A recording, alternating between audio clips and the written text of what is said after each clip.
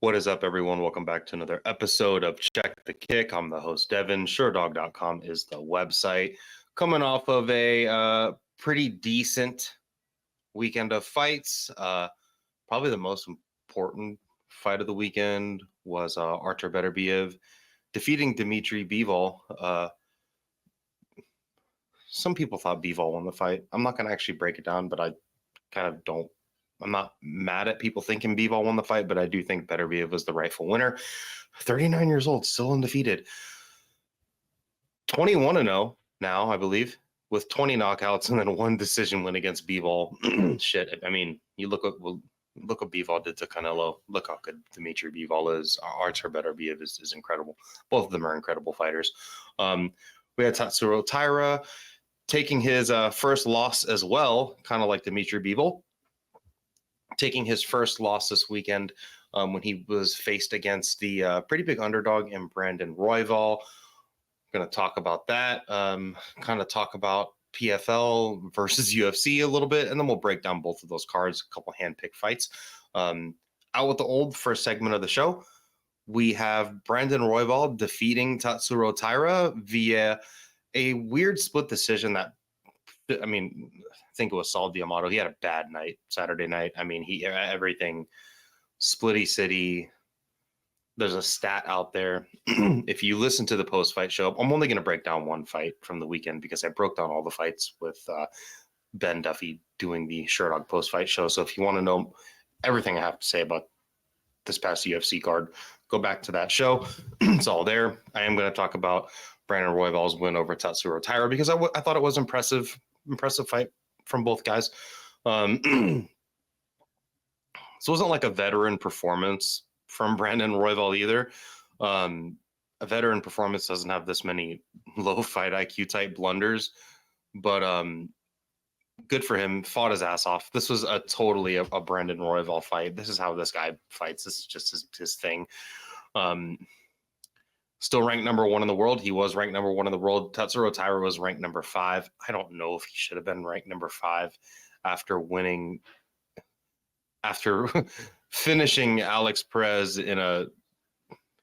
Alex Perez blew up his knee when Tatsuro Taira took his back. Tatsuro Taira kind of hooked his knee with a body triangle, caused him to injure himself. Did Tatsuro Taira cause the injury? Yes. Did he lose the first round of that fight? Also, yes. I personally was never on the Tatsuro Taira hype train. I understand the history of Japanese MMA. I mean, we have Kaya Sakura pulling up about to fight Pantoja. But the tape study for me, still, I'm not 100% convinced on Tatsuro Taira. Incredible ability to take the back, good grappling.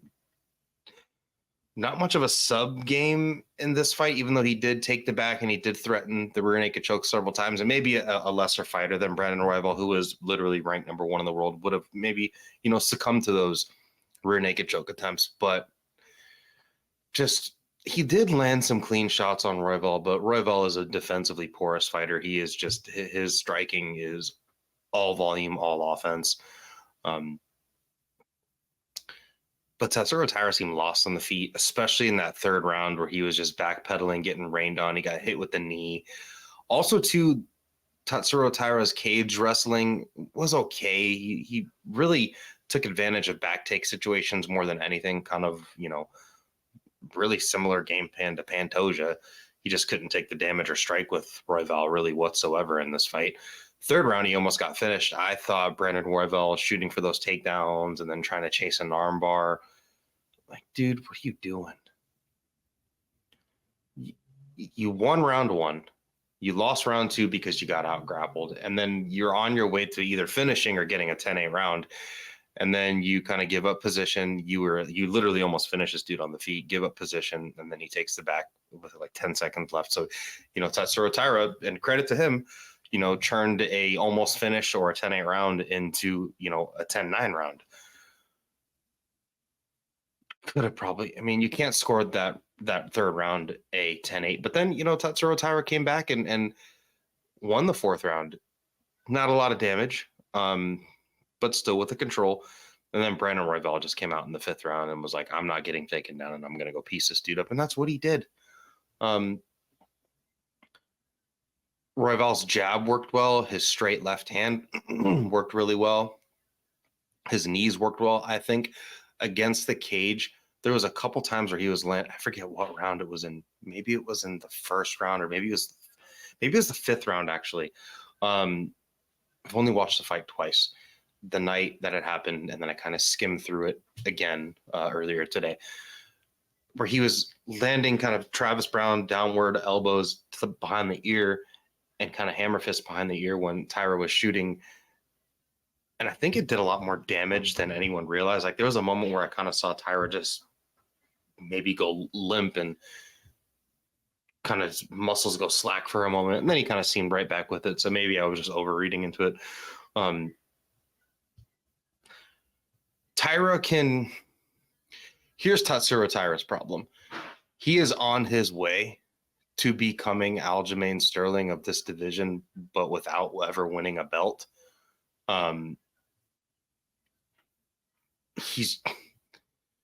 His reliance on taking the back and grappling, if it doesn't go his way, his plan B is just kind of non-existent, and this should have been a more clear fight for Royval. I don't think Royval fought his best fight. Yeah, he fought his ass off on Saturday night, of course. But I don't think this was his. Again, from Brandon Royval, I just feel like he's, from what we see, like in the 5th round, this whole fight should have looked like the 1st, 3rd, and 5th round. Mistakes are what made this fight have the 2nd and 4th round get scored for Taira. His problem is again, for Taira, he's just on his way to becoming the Aljamain Sterling of this division if he doesn't add more tools quick. He is young, but here's his problem is he's ranked number 5 in the world, and he just fought in a title elimination. If he would have beat Brandon Royval, they would have put the rockets to this kid. They would have strapped the rockets to him, and he would be, yeah, they announced Kai Asakura, but he would have been fighting the winner of Asakura and Pantoja. It's like 24 years old. If he gets, my concerns is he gets matched up with someone like KKF, like Kai Kara France, and it looks like the Askar Askarov fight, where Askar Askarov, I think Askar Askarov is probably a better grappler and just a better fighter than Tatsuro Taira, like right now. Not saying that he's much better, but just go watch the Askar Askarov fight with Kai Kara France and watch how much being hit hard really bothers Tatsuro Taira. Like, shit, what would Kai Kara France do to Tatsuro Taira? Like, that could be tough for him. And I could totally be wrong. He could take his back, and it could look like, speaking of Aljamain Sterling, he could fight. The UFC could book Kai Kara France versus Tatsuro Taira, and it could literally look exactly like the Aljamain Sterling and Corey Sandhagen fight. Walks him down, takes his back, chokes him, or it could look like the Pat Sabatini fight from this past weekend. Brandon Royval's not a powerful striker. He's got decent power. I wouldn't say like plus power for the division. I'd say average power for the division, but it's just his volume and his strike selection and his stick-to-itiveness with the striking was what allows him to be so effective. Look at the way Kai Kara France set up that knockout against Steve Erceg. And look at the way Tatsuro Taira was there to be hit on the feet. And look at Kai Kara France's ability to defend takedowns. And I think the UFC is going to really try to push a Kai Kara France fight. What sucks for Tatsuro Taira is now he's stuck in this position where he's 24 years old. He just fought a title eliminator bout. The UFC is not like boxing. He cannot go and just fight meddling, especially at flyweight. There's no... And look who's behind him. We're going to talk about Charles Johnson coming up. But Cody Durden is out there. He's about to fight Josh Van. Like, those are the dudes that are like behind him, fighting for his spot. And I don't know. He's so highly ranked coming off of a main event where he got a splitty loss, but he did get a scorecard. Shouldn't have got a scorecard over the number 1 ranked dude in the world. So there's no more easy fights for him. maybe he could do really well against someone that's like Amir Albazi, but dudes like Brandon Moreno, Kai Kara France, matchups like that worry me for Tatsuro Taira. And he is lucky that Davison Figueiredo is gone. Because Davison Figueiredo would punish someone with that type of game, keep up with him in the scramblings and just his striking. Brandon Royval, for him moving forward, he looked great. Good volume, typical Brandon Royval fight. I think if he just, buttons up a couple things with the fight, he'll watch this fight. After the fourth round, he went back into his corner and he even told his corner they're getting on his ass about, defending the takedowns and allowing himself to get backed against the cage. And he even said, I know. So he knows he's just the freaking raw dog. He's so willing to meet his opponents where, he's willing to meet you wherever you are and he'll fight your fight with you. Whether it ends up good or bad for him. He needs to just wait to fight the winner of Pantoja and Asakura. I think it makes sense. He deserves it, even if it is another Pantoja fight. First one was close, second one was kind of meh. And if he keeps winning fights, you can't deny him. I mean, Max Holloway fought Volk 3 times. So it comes to a point where the number one contender, keeps winning. If he beats everyone else and he remains the number one contender, well, he kind of still deserves a shot at the champ, in my opinion. And I do think Tatsuro Taira will get matched with Kai Kara France. Segment of the show, in with the new. We're going to talk about 5 fights. Usually I only talk about 3, but I only talked about 1 in the first segment. That's fine. You guys are happy to be here. I know it. We can't not talk about the co-main and the main event off the PFL card this week. Francis Ngannou is back after his, terrible knockout loss in boxing.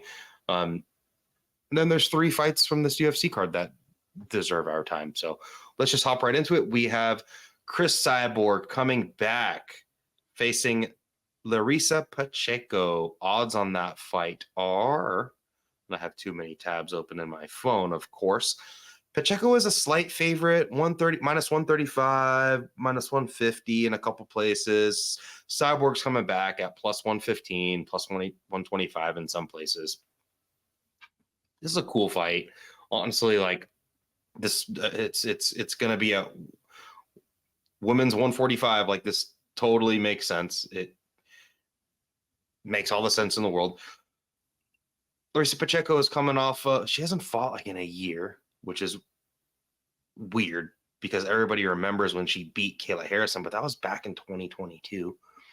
Since then, she did defeat Julia Budd via unanimous decision, who was a champ over at Bellator at 145. Then she beat Amber Leibrock, who just like, it was part of their like tournament thing. She shouldn't have been in the cage with her. Olena, it was funny. I had always have trouble pronouncing Kolsenik's last name, but she's beat her like a million times already, and she knocked her out in 14 seconds. And then her last time out, back in November 24th of 2023, she did fight Marina Spivak in a really close fight. Not a really close fight, but a fight that like seemed to be closer than it probably should have. Like, Larissa Pacheco didn't look too awesome in the grappling. Cyborg, on the other hand, in her last fight, she took on the legend in Kat Zingano. That was October 7th of 2023, so over a year. Bellator 300. She beat her via TKO with punches in round 1. Kat Zingano probably shouldn't have been in there with her. She has been boxing also too, but kind of not as active in MMA for the 39-year-old. It's crazy. Cyborg, like, her loss to Nunes seems like it holds the weight of like 5 losses because her record's only 27-2.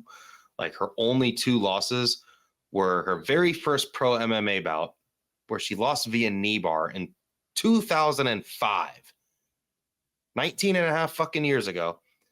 And then when she got knocked out by Amanda Nunes in 2018. So she hadn't lost in 13 years.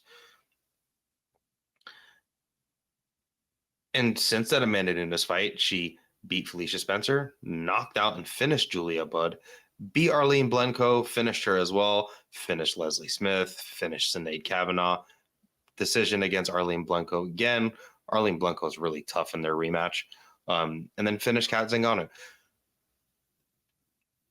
It's a really interesting fight that I really don't know who's going to win this fight. Like, I don't even know who I'm going to pick. Usually I have an idea who I'm going to pick. I can just look down the card and be like, that's who's going to win. That's probably who's going to lose. This is why. Cyborg's 39. She hasn't been that active in MMA. She's been pretty active in boxing where she hasn't looked that great, but she's so fucking physical and she's got so much power that, she can literally, the way that she lost to Amanda Nunes, like, she can have that fight with the rest of the women at women's 135 to 155 and probably beat all of them. She has that same exact fight. Amanda Nunes is just the only one who can, be tighter in the pocket and actually, respect her power, but stay focused and clean and diligent in the pocket to actually fire and punch with Cyborg. And that was, again, 6 fucking years ago. If they were to rematch that fight even and Cyborg didn't just leave her chin in the middle, out in the middle, literally like right on the center line, just swinging big hooks, Cyborg style, and got caught. Larissa Pacheco is a hard puncher. She has really good power. She's huge for this division. She's definitely like changed her body frame, trying to keep up with Kayla Harrison all those years. And now Kayla Harrison's gone. Maybe Cyborg is the new Kayla Harrison for her.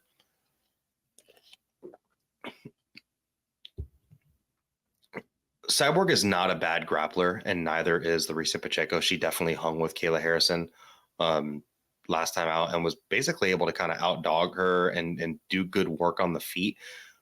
Watching back, kind of before I started talking about this fight, I was leaning toward Pacheco. But I start thinking about shit, man. You put Cyborg in there with Kayla Harrison in the 5th round of that fight that Pacheco had with Harrison, and Cyborg like might finish her on the feet. This is gonna be a striking battle, and I think if anyone mixes in any grappling, it'll actually probably be Cyborg because she actually does have like a sub game, and she is pretty good. The age for me is my concern. The wear and tear from Cyborg is my concern. Her hit ability, I think she's probably the harder puncher than Pacheco, but at 39 years old, I'd say Pacheco's probably a little more durable. Pacheco does have 4 losses on her record, and it's funny because 2 of them happened in the UFC. The other 2 were to Kayla Harrison in the PFL, but she did. Jessica Andrade, Little Bulldog, guillotined her, and then GDR Jermaine Durandamy knocked her out in 2015. The Larissa Pacheco in 2015 is very different than Larissa Pacheco today. She probably weighs 30 pounds, 35 pounds more, and is a lot more of a confident fighter. I'm going to pick Cyborg here. And I could totally see Larissa Pacheco just like being willing to hang in the pocket with her and try to repeat the Nunes fight. But I'm just going to count on Cyborg's willingness to be really violent. And Cyborg just has more volume. Like, she's way, way more willing to just bite down and throw big power against people. And I think she might also mix in some wrestling and grappling. I totally think she could maybe, get some takedowns against the cage and just really mix things up against Pacheco. I think Cyborg is still a little bit more of a well-rounded mixed martial artist. But really, really interesting fight. This should just be pick 'em odds because I have no fucking clue. Neither one of them has been extremely active. They both just been waiting to fight each other. The age from Cyborg is such a concern from me. But again, I'm going to pick Cyborg. I'm going to pick her by decision. I think she's going to hurt Pacheco at some point in this fight. And I think she might also get hurt herself. But just being the willing grappler and the way that Pacheco looked against Marina Spivak her last time out, and it's not like she defended all of Kayla Harrison's takedowns, and also Kayla Harrison's a Great fighter, but I don't know if she's as great as we all think she might be, especially based off of her last performance. Larissa Pacheco has beat Kayla Harrison once. She's lost to Kayla Harrison twice, lost to GDR, and lost to Jessica Andrade. Cyborg is at least the same caliber of opponent as Kayla Harrison. Picking Cyborg via decision. Moving on to the main event of this PFL Super Fight Challenge, whatever it's called. We have the return of the Predator. The Predator is fighting the problem. Does the Predator have a problem? Will the problem have a problem with the Predator? Will the Predator have a problem with the problem? We will find out Saturday. Francis Ngannou takes on his biggest challenge yet in MMA because he did fight Francis. Francis did fight Tyson Fury. Odds on this fight, when I say his biggest challenge, I mean in size. Renan Ferreira is 6'8", as the PFL wants to tell you over and over again, because you should watch the fight because he's 6'8". But don't look up how tall Rebellis de Spain is, because then maybe you'll watch that one instead. I'm kidding. Odds on this fight are, sorry if you hear my dogs growling because they're having a fight downstairs in the living room. Odds on this fight, Francis Ngannou is not as big of a favorite as I thought he'd be, to be honest with you. I see him up at like minus 340 in some places, but plus 250, minus 340 at some places, plus 250 seems to be the even line for Renan Ferreira, minus 300 at a couple other places for Ngannou. This is Francis Ngannou's return to MMA after his small stint in professional boxing.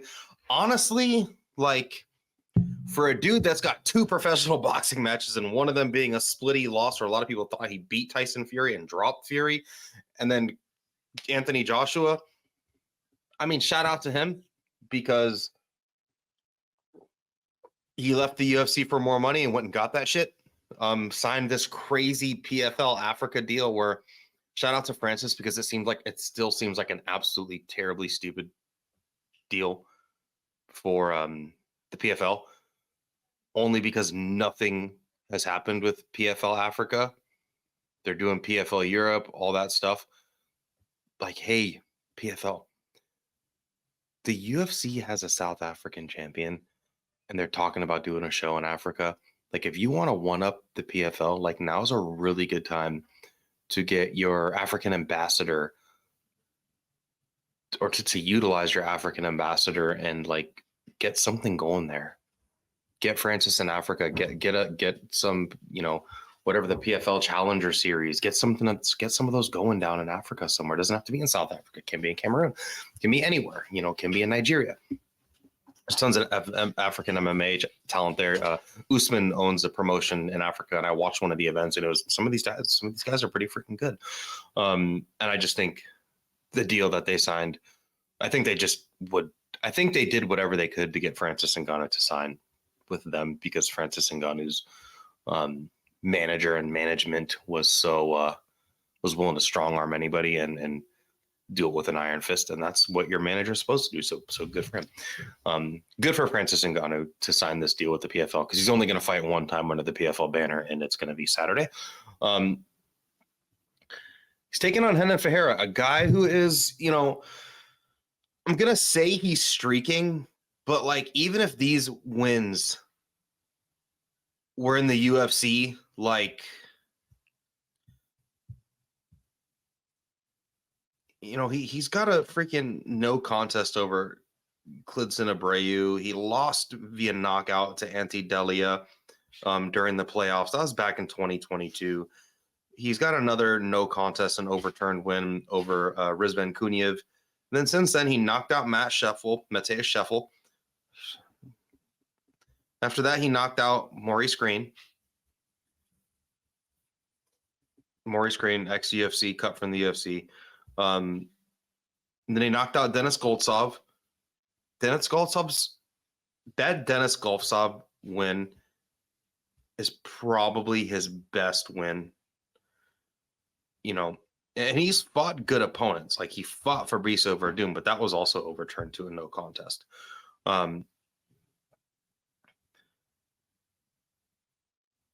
His best win is probably the Goltsov win. Since then, he also did knock out Ryan Bader when the PFL super fight thing, PFL versus Bellator. Obviously, he's going to knock out Ryan Bader. Ryan Bader is a 205er that was blew up to heavyweight, and I don't even think Brian Bader's mom or wife thought he was ever the best heavyweight on the planet. And he definitely, I mean, at light heavyweight, you saw what was happening to him. Anyway, interesting fight. It really, really is. The odds tell the tale. Renan Ferreira is a guy that I am just still kind of. Maybe I wouldn't be so lukewarm about him if he was in the UFC on a run like this, but he just hasn't like done anything that makes me. He's not some like incredible Alex Pereira type striker or even like Cyril Gahn type athlete, because I'd pick Cyril Gahn to outstrike Renan Ferreira. Renan Ferreira wouldn't be able to find him. Renan Ferreira is huge, but he's a bit slow-footed. He's got big power. He's got a huge reach. He's got pretty fast hands. He's an athlete. He does backflips and everything like that, but he's not like that fastest guy, you know, on like, you know, with his striking. He covers range pretty well. He's not like a tight striker. He doesn't have some sort of, you know, one like Alex Pereira, for example, like he doesn't have the jump knee or the high kick or the, you know, left hook. He's just got big power because he's fucking huge. You know, he's got a win over a guy that does kind of locally live in my area. His win over Jamel Jones, where he like kind of Jamel Jones was going into a takedown and he kind of lands like a upward kick and knocks him out with it and finishes him. If Renan Ferreira hurts you, one thing he's fucking good at is finishing. Like if he hurts you, his ground and pound is deadly. He's 6'8". Like a hammer fist from that dude is like dropping an anvil off of the freaking Empire State Building. Like his hammer fist, he's fucking violent. He's fast. He gets hurt in front of you. It's curtain. If you get hurt in front of him, it's curtains for you. Francis Ngannou. Francis Ngannou's last fight under the UFC banner, where he finished Stipe, he looked really good there. Probably like he could have beat any heavyweight that ever existed on that night when he rematched Stipe and finished him. He looked absolutely fucking phenomenal. But, and I said that was his last MMA fight. Sorry, his last MMA fight is when he defeated Cyril Gahn back in 2022. The Stipe fight was in 21. That crazy knockout win against Jairzinho Rozenstruik, where he is just like barreling big hooks, swinging forward, that was in 2020. So it's in 4 years. Francis Ngannou has had 3 fights in 4 years. Prior to that, he knocked out JDS in 2019. He also knocked out Kane in 2019. Defeated Curtis Blades in 2018. Francis is going to come in big here. He's 6'4", 257. I think he's just going to weigh the maximum. I think he's going to come in at 265. Francis Ngannou can wrestle. He out-wrestled Cyril Gahn. Francis Ngannou is a dude that had seriously gotten a lot better at MMA, and I don't know where he's at with MMA now because he's taken those 2 boxing fights, so he has been active. But as a heavyweight with the bad knees that he has, did he get his knees repaired? I'm just so curious to see what he looks like here. If he fights a nip tuck fight the way that he fought Stipe, clean, easy win for him here. He doesn't even need. He can easily just have a really stupid Jairzinho Rosen fight strike with Renan Ferreira, just walk him down and bonk him, and he could sleep him. But I also think Francis Ngannou could actually out-tech him and just out-MMA him. Francis Ngannou is an all-around better fighter. He's a better grappler than Renan Ferreira. He's just as good of a striker, but even more powerful, just fucking crazy powered. Doesn't even need to land clean. He's got better kicks. And he's got a takedown game. Like if Francis Ngannou goes down there and takes him down and lays on him. Renan Ferreira does not have a good grappling game. He's not great off of his back. Francis Ngannou, when he was having a very close fight with Cyril Gane, he with bad knees went and took him down. Here's my thing: is that was in 2022. Francis Ngannou's 38 now, and Renan Ferreira is not too much younger. He's 34, but these are heavyweights.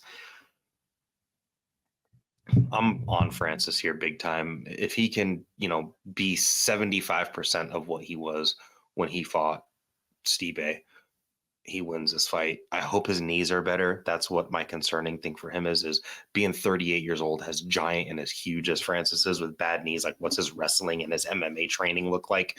I'm curious to see if he goes out here and has like a calf kicking game against Ferreira and actually does MMA against Renan Ferreira, because I think that's his smartest way to win this fight. Do MMA, because Renan Ferreira is not going to expect you to do MMA. Go out there, put a jab on him.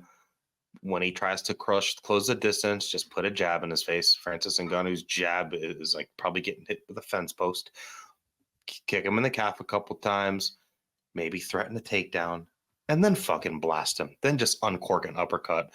One good thing about Francis Ngannou is any shot he throws is devastating. He almost finished Stipe with a jab. We've seen him uppercut people's heads off. We've seen him hit people with right hooks, left hooks.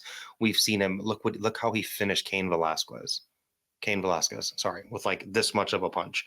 Give me Francis Ngannou to win by second round knockout. I think he's going to take the first round to do MMA and set something up, and then just take Renan Ferreira's head off. My concern about Francis Ngannou in this fight is the Anthony Joshua fight. But first off, that was the best Anthony Joshua has looked even since then. Anthony Joshua is a crisp, powerful boxer, and he knows how to set up punches. Renan Ferreira doesn't have 15% of the striking prowess that Anthony Joshua has. And I think Anthony Joshua hits harder. Francis Ngannou is a pick, second round knockout. That caps off the weekend's PFL pay-per-view. Remember, that show's $50. The one I'm about to talk about is free. Again, let me know in the comments what you guys are going to be watching. This weekend, coming up, we have UFC Apex UFC Apex 99. It's confusing. There's probably more of them, but we're almost at Apex 100. We've got bunch of good fights on the card. It is headlined by Michel Pereira versus Anthony Fluffy Hernandez. I'm going to talk about 3 fights on the card. There's some really good fights on the card. First one we're going to talk about is down at men's flyweight. We have Mudaerji returning after God knows how long this guy's been away. Sherdog will tell us in 1 second. He is fighting Charles Energy Johnson, the dude with the worst haircut in the UFC, or had the worst haircut in the UFC. But now I don't care what haircut he has, because he's fucking awesome and he's been fighting his ass off. And he's been looking really, really great. The dude was on a 3-fight loss streak. To turn that around and go on a 3-fight win streak, he's been looking good. Odds on this fight are Charles Johnson is a minus 210 favorite. Mudaerji coming back at plus 180. Really, really cool fucking fight here. Mudaerji, tall, lanky dude for the division. Not good on the ground, but a willing brawler. Really, really good power. That knockout against Malcolm Gordon, really, really awesome. Pre-UFC, he's got a ton of knockouts via flying knee, spinning back fist, KO body punches. His issue is, all of his losses all come via sub, and when he gets subbed, it looks like he almost died. In his last 2 fights against Tim Elliott, he was getting squeezed, his tongue was sticking out and shit. And then the Matt Schnell fight, Matt Schnell's greatest performance, one of the most incredible MMA fights ever. If you're listening to this podcast and you can spare, was it 12 minutes, whatever, 1 round and then a half round, 10 minutes of MMA, pause this and go watch Matt Schnell versus Mudaerji, UFC on ABC3, Ortega versus Rodriguez. This is July 16th of 2022.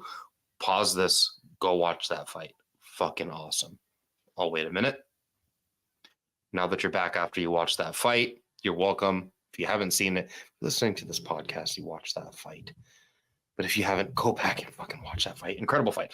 Mudaerji, brawler, good power for the division, tall and lanky, good jab, willing to mix things up with his striking, willing to attack all different places on the body. He'll jab to the body, he'll kick to the body, he'll punch to the body, he'll throw jump knees, he'll throw spinning back fists. He's got decent footwork.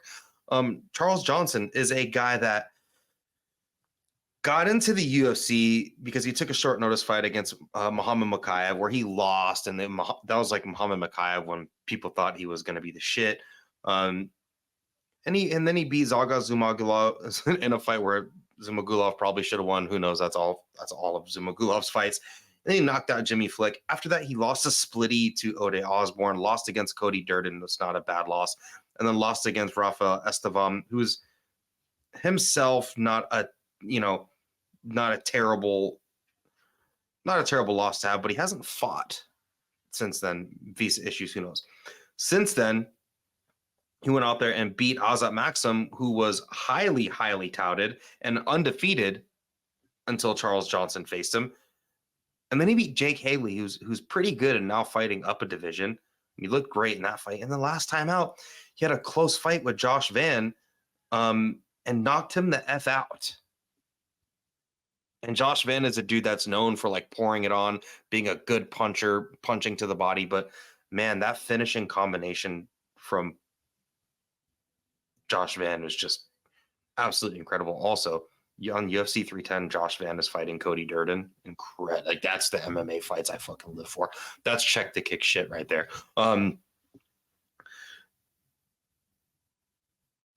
Charles Johnson is a dude that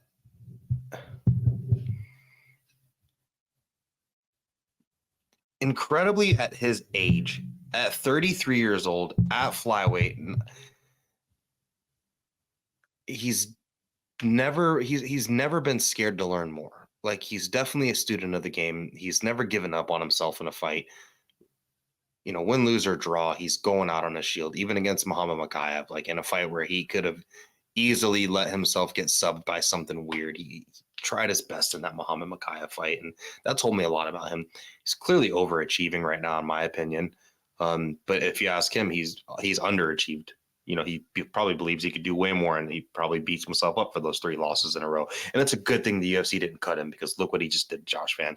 He's got good power, willing to stay in the pocket.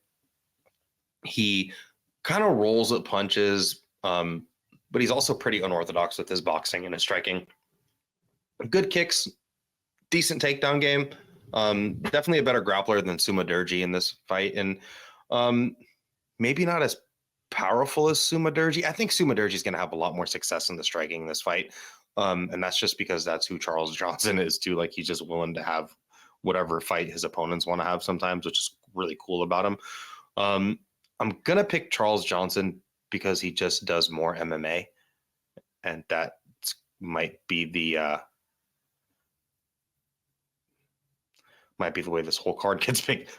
But I'm just gonna rely on Charles Johnson to, be willing to have a probably close fight with Mudaerji on the feet, but mix in his grappling. He's got good wrestling. He's getting better at MMA. Mudaerji's coming off of 2 losses where he's been submitted. I could totally see Charles Johnson mixing in the grappling, hurting him with something, and then maybe trying to take the back and get the rear naked choke or something like that, or maybe even like an arm triangle from on top. Give me Charles Johnson to win by second round submission in a barn burner of a fight. Moving on to the co-main event, we have kind of the OG of the division, Rob Font, taking on Kyler Phillips. Odds on this fight are Kyler Phillips is like a minus 450 favorite, which is kind of crazy. Rob Font's coming back at plus 325 as the pretty hefty underdog here.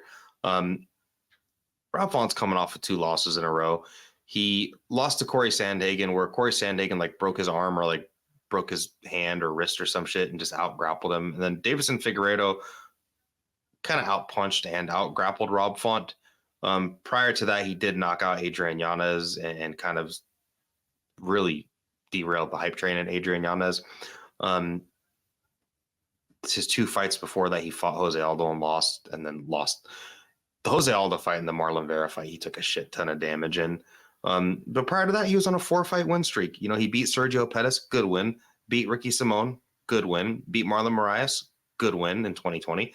Beat Cody Garbrandt in 2021, decent win.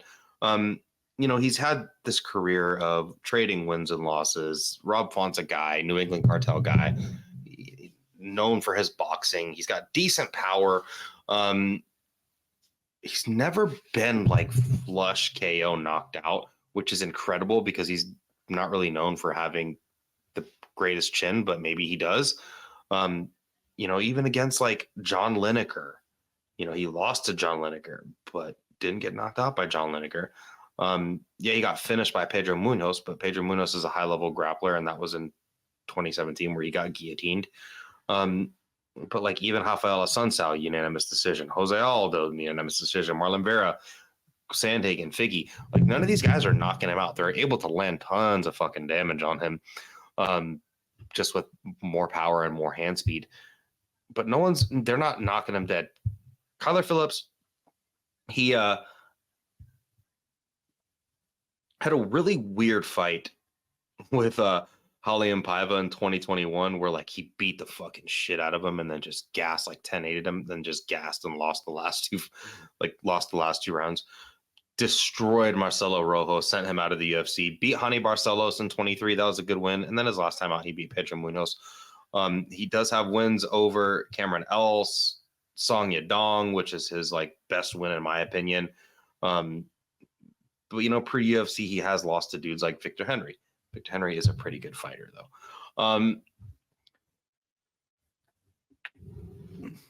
Kyler Phillips is a guy, fights out of the MMA lab. He's got an incredible team around him as far as dudes in his division.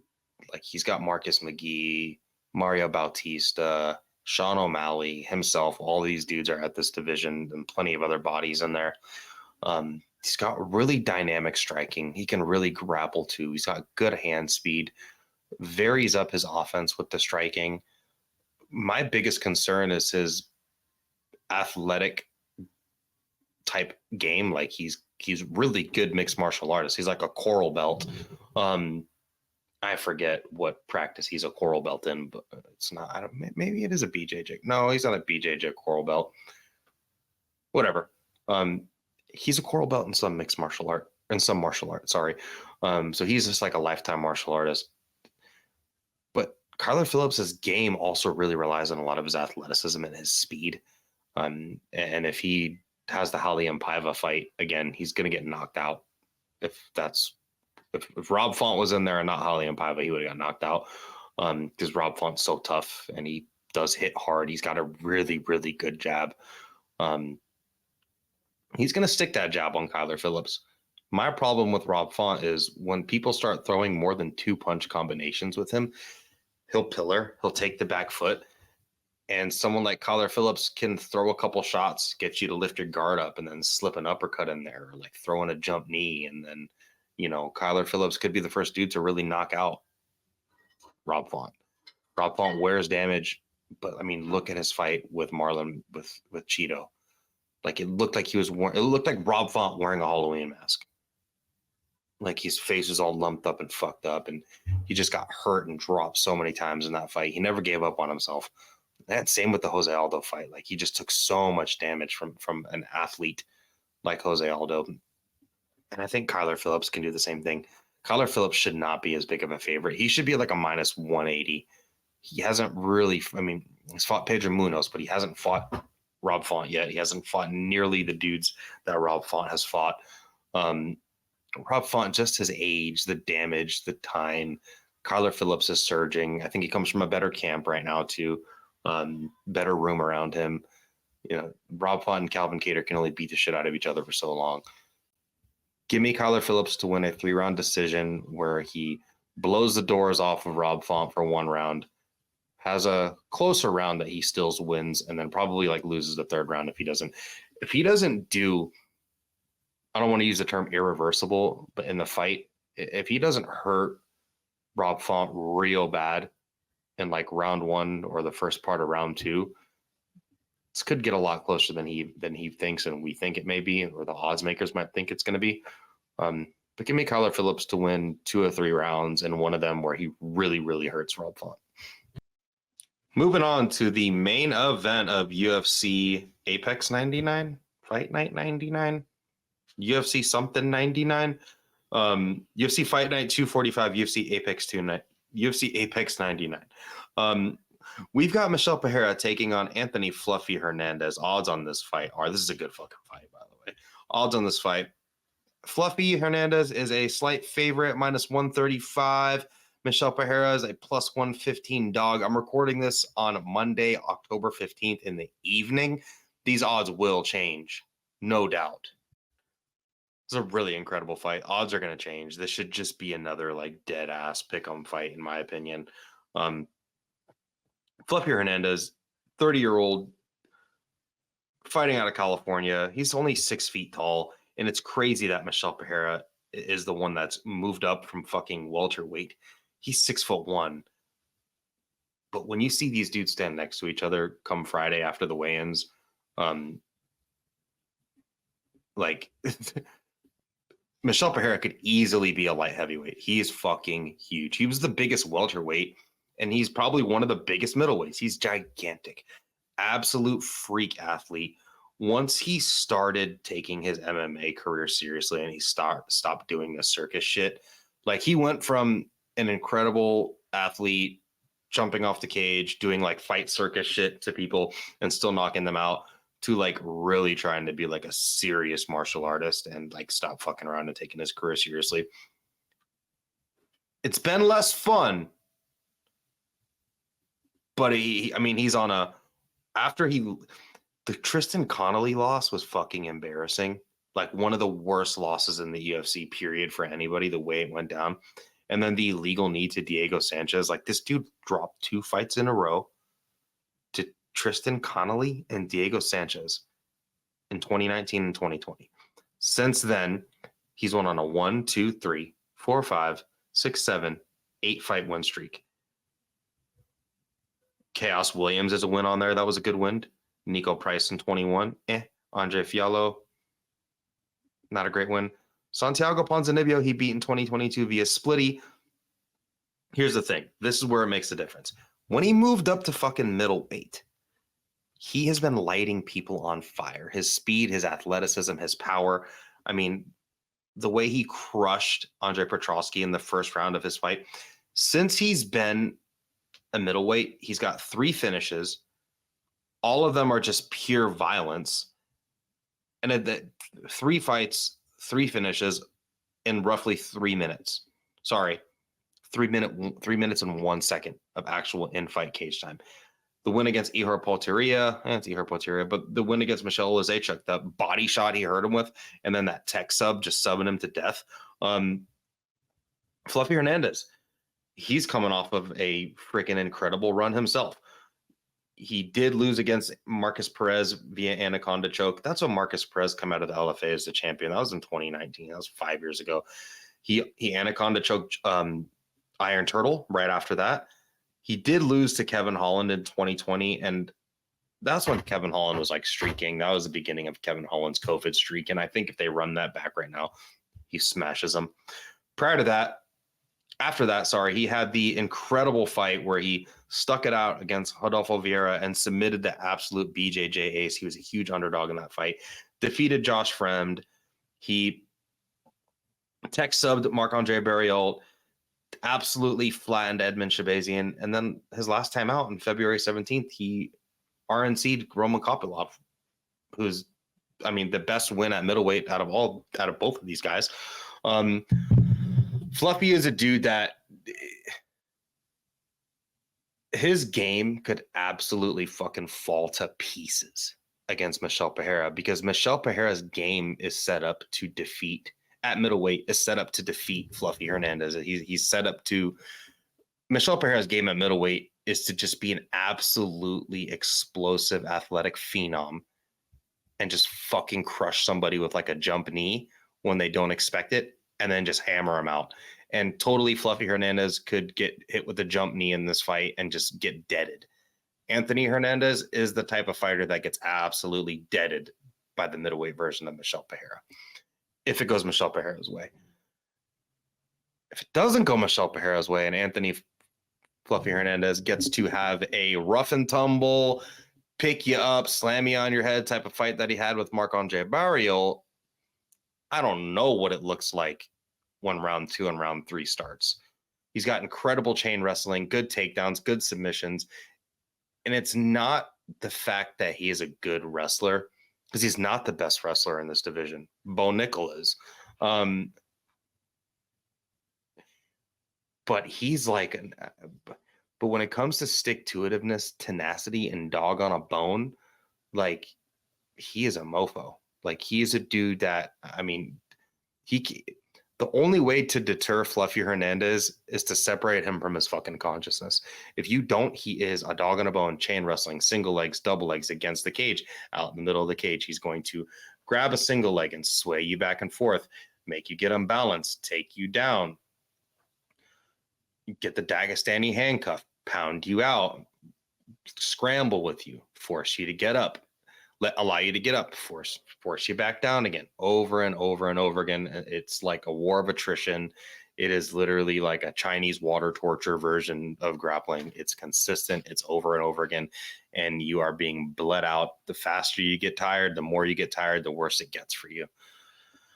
I'm going to pick Fluffy Hernandez to not get absolutely deaded. But again, it is literally a 50-50 fight, in my opinion.